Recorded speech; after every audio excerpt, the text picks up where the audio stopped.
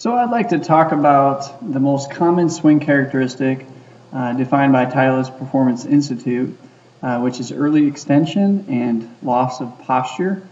And Titleist researched and found that 64% of golfers do this swing characteristic, and including myself, and something I struggled with throughout college. I didn't even know that I did this until I did a video lesson with James Seekman in Omaha, and that's why I started teaching with video after that, because it did help me see where my inconsistency was coming from, and really the only way that you can see this, how much you lose in your spine angle that we'll cover here in a sec, but also where my inconsistency was coming from. You can't see it just with your naked eye. So that's why video is really important, and what I'm going to show you that the majority of golfers do, including my students.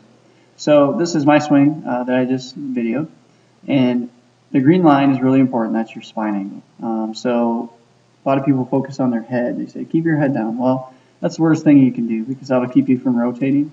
The important thing is that we are able to keep our spine on that green line. Okay? So the other important thing is that we keep our backside on that red line behind it. So if you watch the swing here, I do a really good job on the backswing, and I get to a good position here. As you notice, I don't take the club back to parallel. I just do more of a three-quarter swing because I don't practice a lot, so I have more consistency with more three-quarter swing. And it just helps me stay on the correct path. So as I come down, watch my backside, how it comes off that red line just a little bit. I did a better job on this swing, rotating and staying in there a little bit better. But as you can see, look how far my spine, I came up about 5 degrees, okay, just right about 4 degrees. So that's not too bad, and that's why I hit this shot. Actually hit this shot pretty well. But if you come up more than 6 to 8 degrees, you're going to see a big impact on consistency with squaring the club face, because you're going to have to compensate with your hands, and that's either going to cause, it's more of a flippy motion, which is going to cause a closed club face. For me, that's my tendency, is to miss right to left and miss it and hit more of a hook.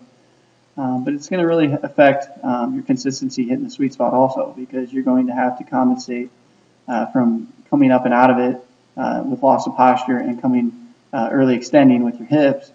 It's just you're gonna have to compensate for that. And so to cure that, usually the causes is because we have tight lower body.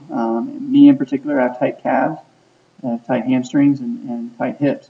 So I have to continually stretch my lower body and work on my hip flexors and being able to internally rotate my hip. And if I can do that, I'm a lot more consistent. I'm able to stay on that green line with my spine, and my backside stays on that red line. So if you're struggling, most of the golfers out there, if you're like most of the golfers, really need to focus on flexibility program of your lower body and do drills that help you achieve, I call it the merry-go-round drill that TPI teaches, but that's going to help you stay on those lines that we need to stay on, and it's going to help you be more consistent.